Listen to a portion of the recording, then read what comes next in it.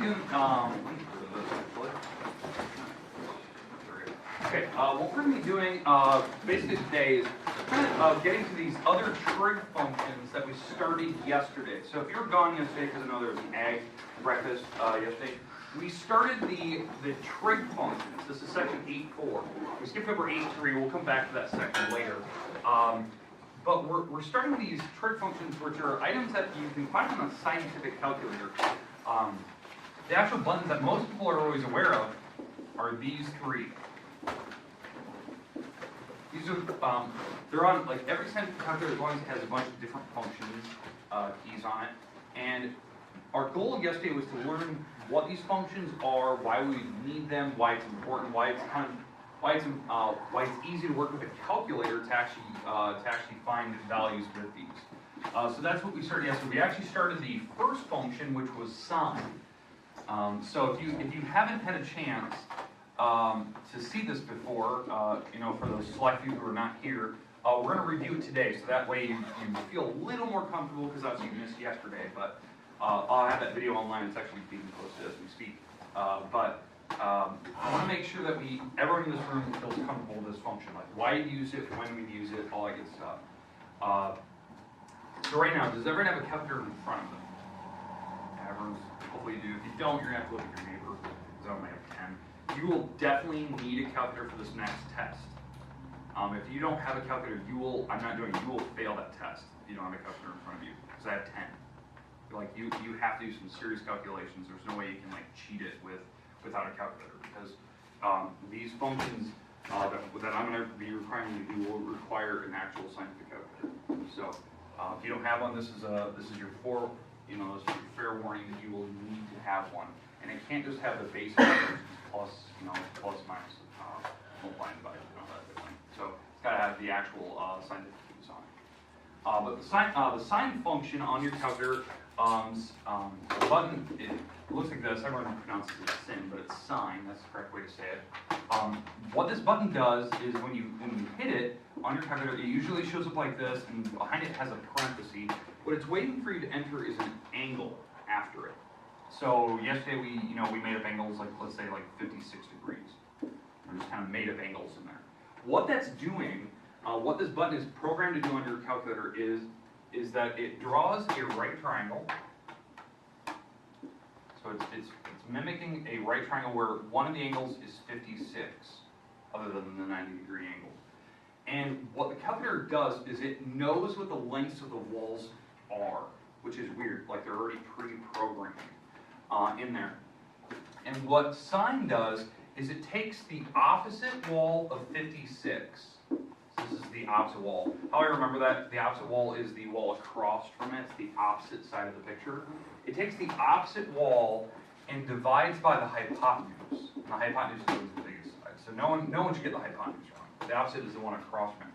That's what it's going to do in your calculator. It's going to take the opposite wall and divide by the hypotenuse. And that's when it will display a decimal on your screen. Okay, so for instance, if you have your calculator in front of you, type in sine of 56. I want to know what that weird decimal is. Some decimals. 1823. Say it again. 1829. 8329. No, 1829. Oh, 1829. Is there any more decimals after that? 0, 3, 7, 5. So yeah, okay, there's more. All right. So usually when I'm doing these, they go about 3 or 4 decimal places, somewhere around there. So the 0.829, yeah, that's about right.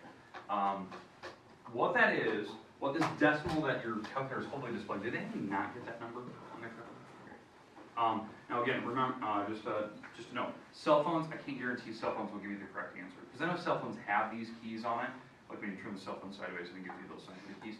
But I can't guarantee that it'll be that answer. I know that seems a little weird, but because certain cell phones are not programmed to use degrees, like this. So the answer it would be giving you would be incorrect. So that's kind of just a warning if you, because I know when you're at home you can use a cell phone, but just be aware of that. There's certain models of cell phones that can't or are not programmed for degrees, so it actually gives you an incorrect answer when you try to type in sine of like 56. But what this is it's taking the opposite wall, it was pre-programmed, it knew what that wall was, and it divided by the hypotenuse wall. Which I know some people are like, how does it know that? Because triangles, what we talked about yesterday is that it doesn't matter the size of a triangle. As long as you have the angles set in the corners, you can scale the triangle up and down. And so every triangle that you know with the angles in it, they're when you multiply those sides by 2, let's say, and so this triangle grows, double in size, the fraction would still work out to be the same number, because it's the idea is that it doesn't matter what your walls are. When you actually divide them, it would actually simplify to be this number anyway. When you're using a 56, because it didn't matter if the numbers were different or not. So the program in your calculator is actually it's aware of that all triangles are what we call quote unquote proportional to each other. So they're scaled. So it didn't matter the number for the triangle. It knows the minimum values that it could have been, and it divided those automatically. And that's why this number works every single time, no matter the type of triangle, as long as it has 56 degrees in it. But how do I remember the formula? And what are we going to use this for? That's what we talked about yesterday. The formula, that little acronym that we talked about yesterday was this. This is the little acronym that I would like everyone to have in their notes somewhere. It's used in every class, but it's called SOHCAHTOA. That's kind of how I remember it. I put that on the top of a test, I put it on the top of my homework, I put it on the top of my notes. This little acronym helps you memorize these trig functions, these 3, and what their formulas are. So that way you know, okay, how do I know where the numbers go? What numbers are which? So the first one we worked with yesterday was this sine function. It was this one. And so what the capital letter is, that's your trig function you're dealing with, so it's sine of some angle. That's a Greek letter called theta. They use Greek letters for missing angles. It's like a variable, right? And then the other 2 letters behind it, they're lowercase. Those 2 letters are the fraction that it's equal to. So O stands for opposite, so that goes on the top, and then the H will go on the bottom, that is hypotenuse. So this little acronym, SOHCAHTOA, helps you memorize what your formula is for your right triangle. And by the way, these only work for right triangles. It doesn't work for what they call quote unquote oblique triangles, triangles that don't have right angles in them. Kind of random. So that's what we discussed yesterday. How does this work? What happens when you have certain numbers on the picture? So let's do an example of that, because I know some people are gone. So hopefully that makes a little more sense to you, that we can use this. And then we're going to go on to the new one today. And we'll kind of mix these together so you know which one you should pick, what we're looking for. I don't know if we'll get to tangent today. The goal is just today is to work on cosine. So if we don't get to tangent, that's fine, we'll do it tomorrow. But this is the one I really want to get to today, and hopefully we feel more comfortable with it. But let's do one example of this. In fact, I'm going to leave the 56 there, but let's pick some different numbers for these walls. So let's say that I'm missing the opposite wall, so I'll put an X there. So let's say for some reason I know that, or I want to know how tall this building is. Okay? So here's my building. Here's my building, and I have a ladder resting up against it, and let's say this is a 100-foot ladder. So it's really, really tall. And I have, the ladder sitting at a 56-degree angle with the building. Now, we talked about yesterday, now I know that seems silly. How do you know the angle? Most people, you know the building, you wouldn't know the angle for what your ladder's at. I don't know if I discussed it with you. Did I talk about how the cell phone, you can use cell phones to find angles yesterday? No. Oh, interesting. Okay, so, in fact, let's do that right now. Okay, if you have an iPhone, every iPhone has this pre-programmed into it, which is kind of weird. I don't know Android phones that well. I used to have them long time ago, but on iPhones, they have a compass app. So everyone's aware of it. They usually dump it into a folder because they never want to look at it because it's hardly useful. But it's the compass app. It tells you where north is, right? But what most people don't know is that when you slide it to the side, you just slide to the side. That's a level. It's actually it tells you the angle that you're tilting the phone at. It's using the gyroscope inside the phone. Well, why that's useful? So if everyone wants to stand up, come over here to one's desk here. Stand up, go this way. All right. Okay, so if the cell phone's on the ground, let's say you have it on the top of a ladder, so it's on the right on the top, and you tap the screen, what you're seeing there is that the cell phone leveled, so it's at 0 degrees. So now, tilt your paper without dropping my phone on the floor. So if you tilt the paper, it's giving you an angle that it's tilted at. The phone's tilted at, what, 7-degree angle. So now if it's on a ladder, so you just walk up to the ladder and the ladder's, resting up against the building, you just put your phone on, it tells you you're at a 51-degree angle. So every cell phone is pre-programmed with that in there. I know this seems weird. Most people never know that.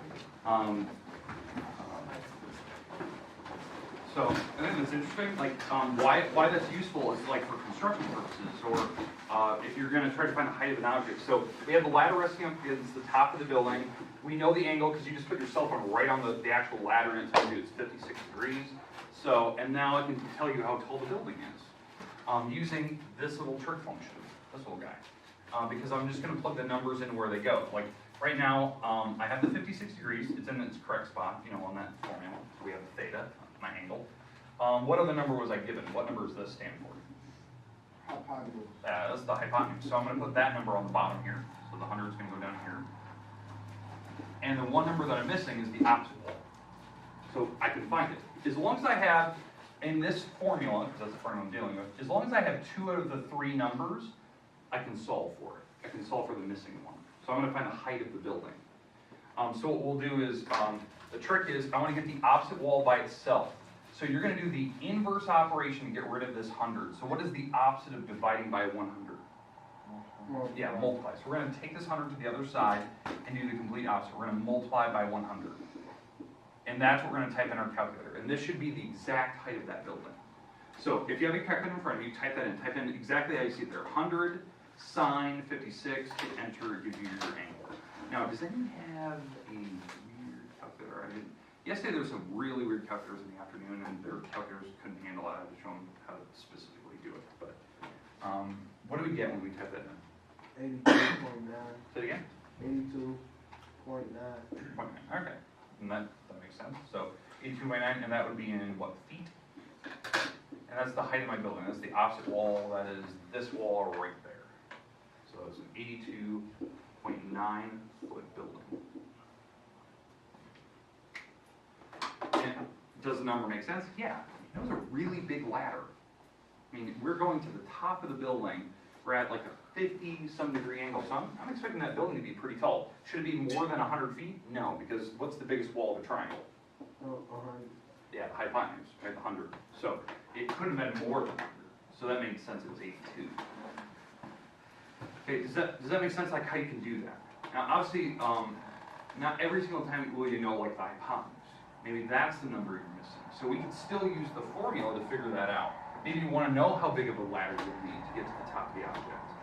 And you know where you're going to stand for, for the angle. So that'd be a different situation. So now you know what you need to get to that object. But does that make sense though, like what we talked about yesterday? How you solve that? And again, if you don't have a calculator, try to sit next to somebody and you can kind of look at theirs. But again, you'll need a calculator for that test that we'll take, or quiz, whatever we're going to have. And then make sure that you know how to use it. That's like number one thing. Because I will not, on like test day, I will not show you how to use a calculator. That is not an appropriate question on test day. So if you don't know how to use a calculator, you did yourself no service. So you got to figure out how to use calculators if you're going to have one. So, all right. But I think what we'll do is we'll come back to sign later. Let's move on to the new one today, because we did sign a bunch yesterday, so if you're gone, maybe you want to watch that video I posted.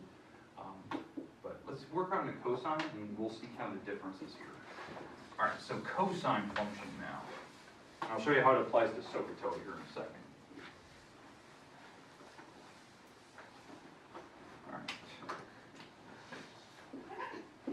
All right, so for the cosine function, okay, it's got a slightly different formula. We're going to use different numbers of that right triangle.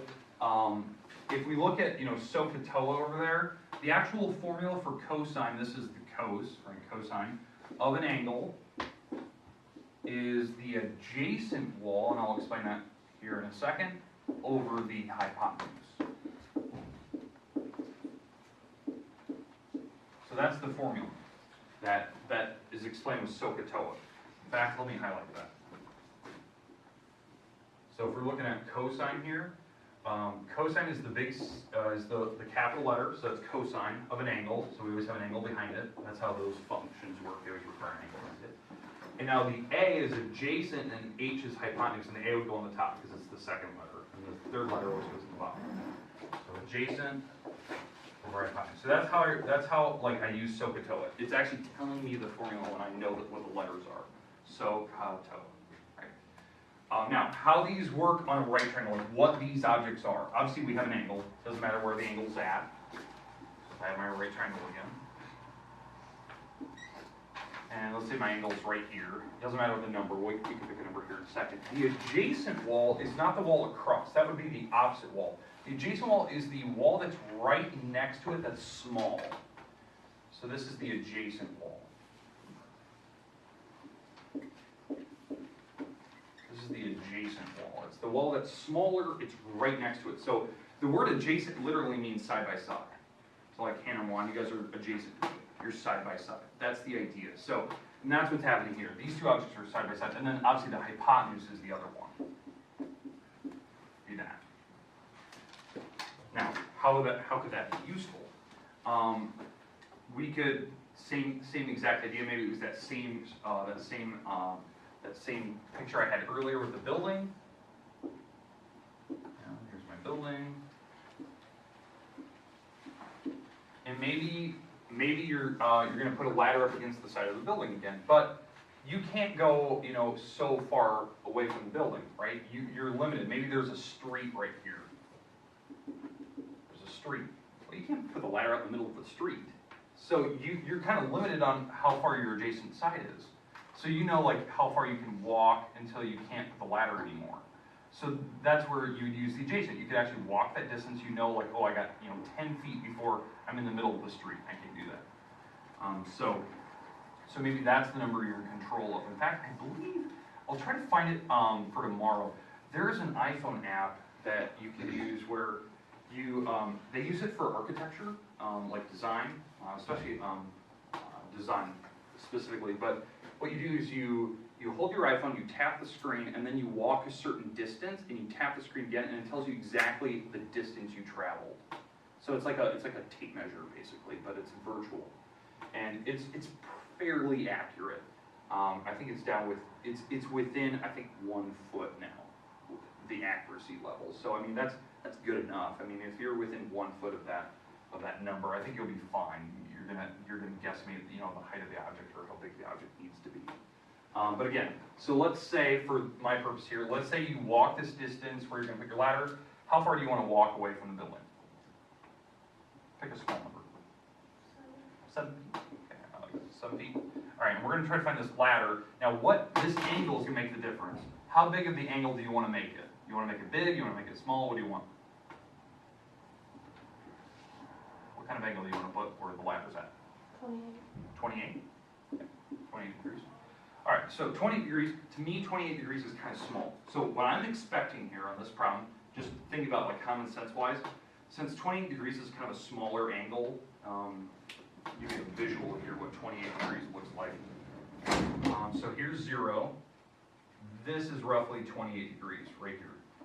So it's kind of a smaller angle. So I'm expecting that's gonna be a really big ladder, go to the top. Or maybe it's a cable going to the top of the building. Maybe you're going to rappel, zip line off the top of the building. So it's going to be a really long object. What we're going out the hypotenuse. So if we're going to plug the numbers in here, obviously we have my angle. So cosine of the angle, that's the 28 that we picked, 28 degrees. I have the adjacent wall. That's my 7 feet, but I'm missing the hypotenuse. The ladder or the zip cable, whatever we're going to do. Now, what we talked about yesterday, this is one of the examples we did, was how do you deal with it when there's an X on the bottom? Anyone remember that shortcut that was here yesterday? What do you do when an X is on the bottom? You flip the sign to X. Yeah, exactly. You switch these two. If the X is on the bottom, you're going to just flip these two things, like this. That was the shortcut we talked about yesterday. So you got to remember, like if the X is on the bottom, you just switch them. So this is what we're going to type in the calculator exactly. So we're going to type in 7 hit the little division button, type in cosine 28, hit enter, and it should tell me exactly the length of the hypotenuse. In fact, I'm going to type that in as you guys are doing it here with calculators in degree mode. It is. All right, so 7 divided by cosine 28. It's actually not that big. I was actually really surprised by this. 7.927. So, whatever that object is, it's 7.9, almost 8 feet. So, obviously the object that we're dealing with here is shorter.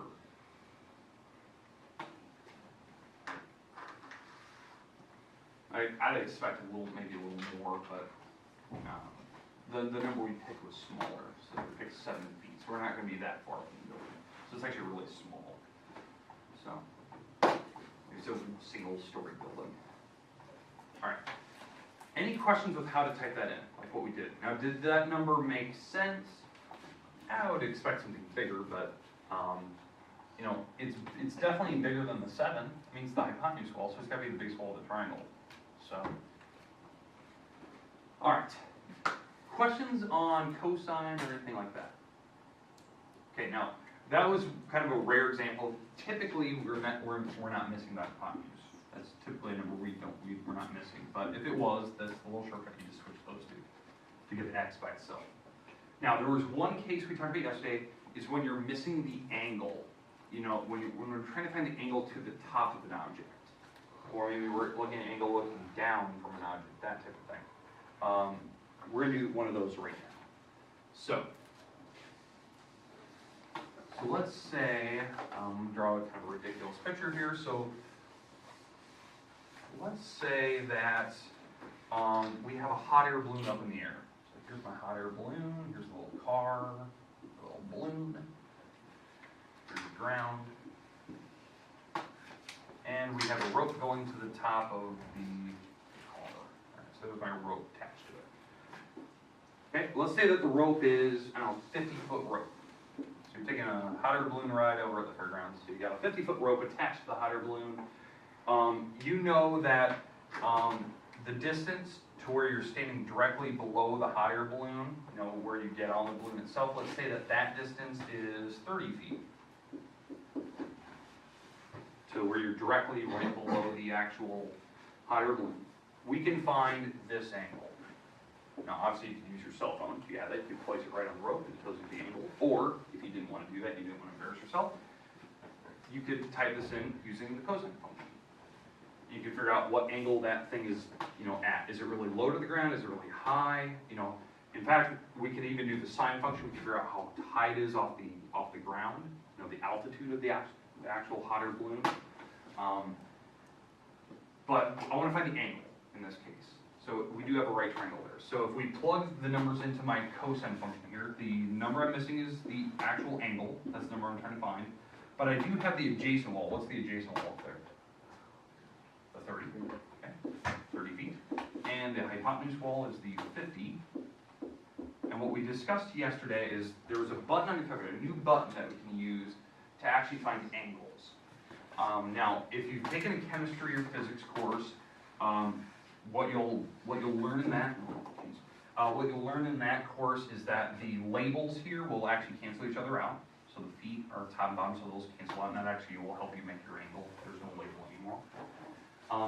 And the button we learned yesterday, where we talked about, was how to get this angle by itself. So we take this cosine to the other side, and we use the inverse cosine button, which is this button. So if you're looking at a calculator, the inverse button on a calculator is right above the cosine button. So if you're looking at your calculator screen here, and you found the cosine button, the inverse button is in like a different color, always right above it.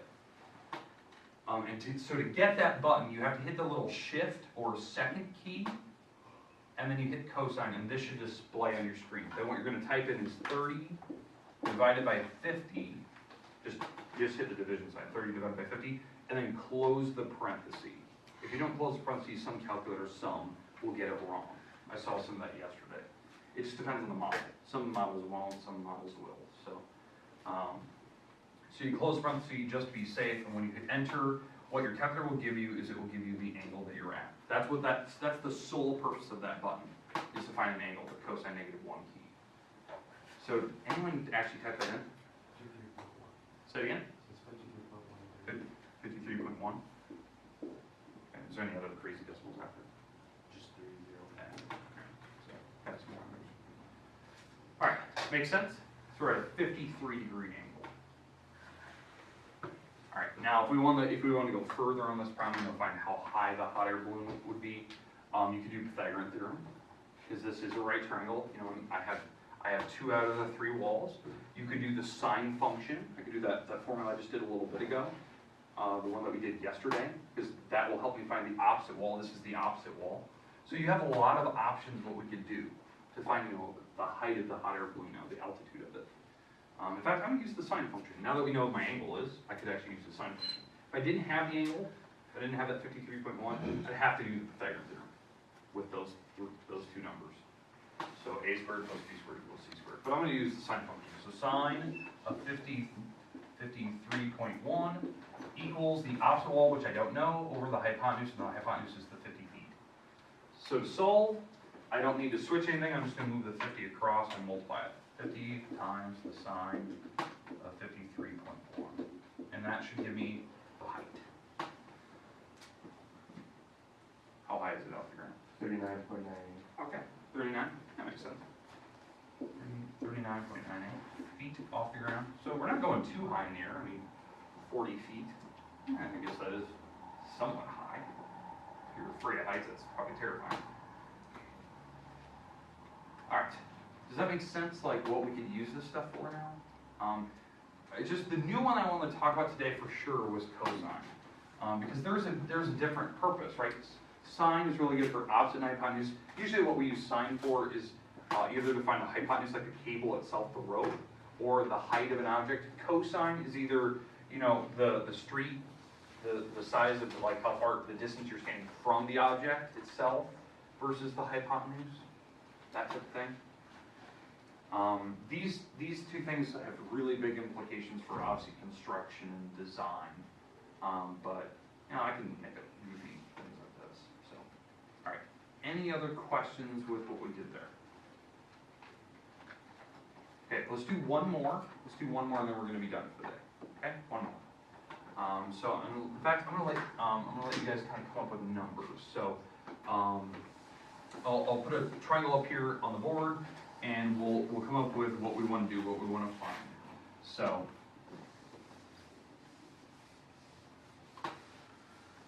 all right. So it doesn't matter which trig function we want to do. If we want to do cosine or sine, it doesn't really matter, because I have both functions up here. So we're going to have to try to figure out which one to use. Okay. So now in this one, do we have an angle? Do you want an angle or not? Sure. So give me a number. 62. 62. Okay, 62 degrees. Let's put it right here. Doesn't really matter. I could put it right there. Is there a certain wall we want? Hypotenuse. What number? No. 75. 75. Okay, we'll go 75. Let's go yards. Yards, yeah, as a label. Okay, now, obviously we have the angle. We actually have all the angles, by the way, because this is a triangle, so we can actually find that angle as well if we wanted it. So we have a triangle. Now, is there a certain number we want to find? Do we want to find the height of the object, or do we want to find the distance on the street? What do you want to find? Height. Okay, we're going to find the altitude, whatever this object is. So we're going to find this number. Okay, so what I would do to figure out, like, okay, which trig function, because I haven't told you which trig function to use yet, you need to label the parts. So obviously this is your angle, so this is theta. What is this side called? Height, or, in terms of like these words, heard it? Opposite, yeah, this is the opposite wall. And what would this side be called? Hypotenuse. So knowing that, like, when you label it, now it basically tells you what function you should be using. Out of the 2 that we've